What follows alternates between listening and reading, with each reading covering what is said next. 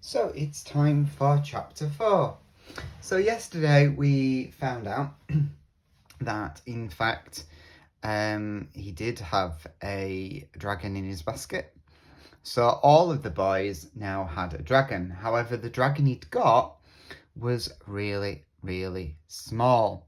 So Hiccup was worried that he was still going to be laughed at by everybody because he had not just a common brown, but a small common brown dragon.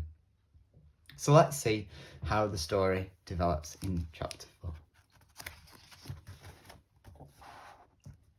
And chapter 4 is titled How to Train Your Dragon. Snotlout was laughing so hard that he hadn't managed to say anything at all. The boys were hanging about the village gates, taking the opportunity to show off the dragons that they had caught. Hiccup had tried to walk through without being noticed, but Snotlout had stopped him. "Let's see what pathetic creature Hiccup's got," said Snotlout, and took off the lid. "Oh, this is brilliant! Look at it!" said Snotlout, when he finally got his breath back from laughing. "What is it, Hiccup?" "An ickle brown bunny rabbit with wings, a flower fairy, a fluffy flying frog. Gather round, everybody, and see the magnificent animal that our future leader has caught himself." "Oh, Hiccup, you are useless," crowed Speedy Fist. "You're the son of a chief, and for Thor's sake, why didn't you get one of those new monstrous nightmares with the 6-foot wingspan and the extra extendable claws? They're really mean killers, they are."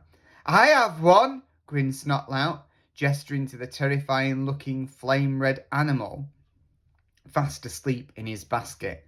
"I think I shall call her Fireworm."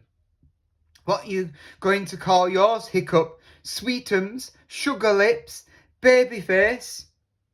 Hiccup's dragon took this particular moment to give a huge yawn, opening his tiny mouth wide to reveal a flickering forked tongue, very pink gums, and absolutely no teeth at all.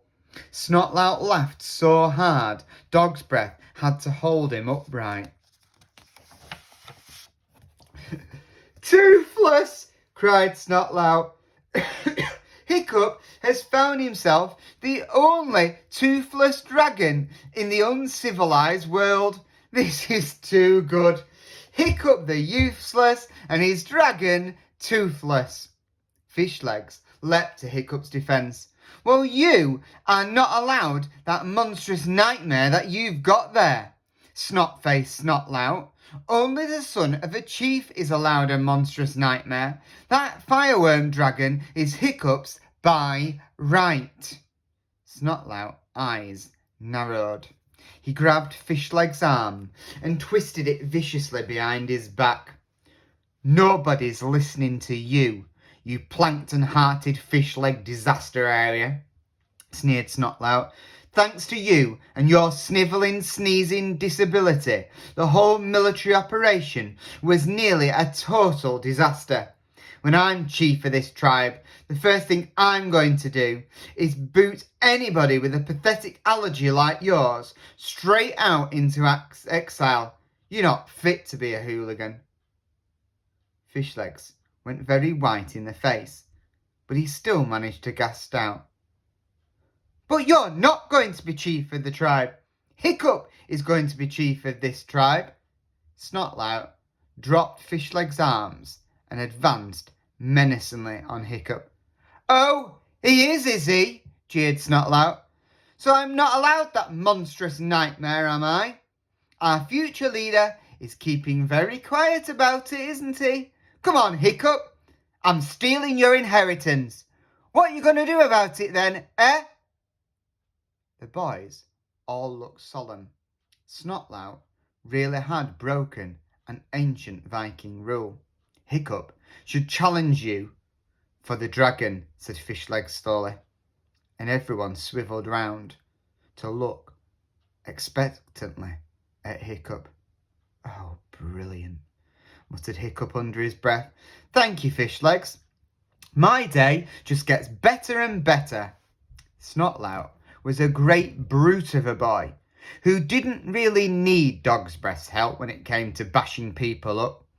He wore specially constructed bronze-tipped sandals in order to cause maximum damage when kicking people.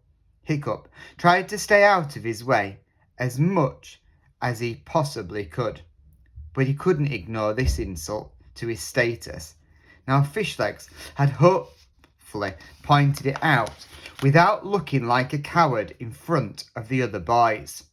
And if you got known as a coward in the hooligan tribe, you might as well go the whole hog and wear a pale pink jerkin, take up playing the harp, and change your name to Ermintrude. I challenge you, Snotface Snotlout, for the dragon. Fireworm, who is mine by right, said Hiccup, trying to hide his reluctance by speaking as loudly and formally as he could. I accept your challenge, said Snotlout superfast, grinning all over his horrid, smug face. Axes or fists? Fists, said Hiccup, because axes were a really bad idea. I shall look forward to showing you how a real future hero fights, said Snotlout, and then he remembered something. After the initiation thing on Thor's Day Thursday, though, I don't want to stub my toe or anything while I'm kicking you all around the village. Hiccup might win, Fishlegs pointed out. Of course he won't win, boasted Snotlout. Look at my sporting ability, my Viking courage, my capacity for mindless violence. I shall win just as surely as I shall be chief of this tribe one day. I mean, look at my dragon, and then look at his dragon. He pointed mockingly at Toothless. The gods have spoken. It's only a matter of time. In the meantime, Snotlout carried on, I shall live in fear of being gummed to death by Hiccup's terrifying Toothless terrapin. And Snotlout sauntered off in a lordly fashion, giving Hiccup a nasty kick in the shins as he did. Sorry about the challenge, Fishlegs apologised after he had left the baskets with the dragons in them under their beds at their homes. Oh, don't worry about it, said Hiccup. Somebody would have to got me to do it anyway. You know how they all love a fight.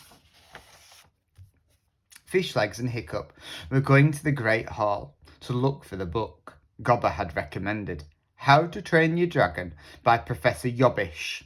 As it happens, confident Hiccup, I know a bit about dragons already, but I haven't the foggiest clue how to start training one. I would have said they were virtually untrainable. I'm really looking forward to getting some tips.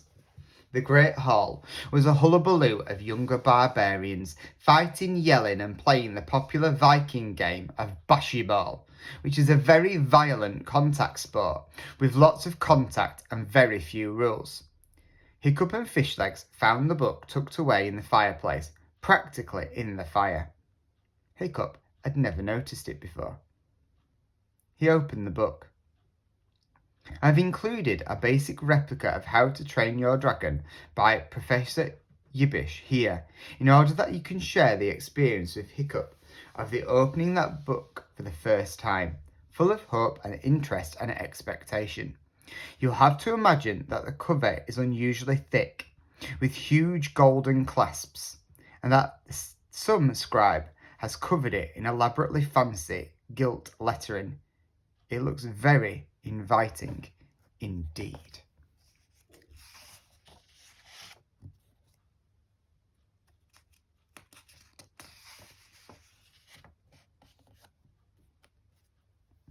About the author, Professor Yobbish, B.A. M.A. Ons, Cantab, etc., has spent many years in the wild observing dragons in their natural habitat. This book is a culmination of his research, and it is the definitive textbook on the subject of these fascinating creatures. Professor Yobbish lives alone in a cave on the Isle of Doom. He is the author of Looking After Your Killer Whale and Sharks and Other Great Pets. He is currently writing a book about butterflies. Chapter: The First and Last.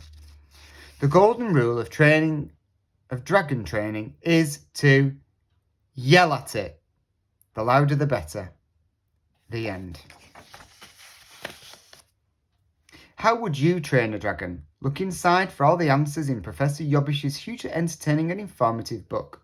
Follow his simple advice and you'll soon be on your way to becoming the hero you've always wanted to be. Praise for How to Train Your Dragon. This book changed my life. Squidface the Terrible.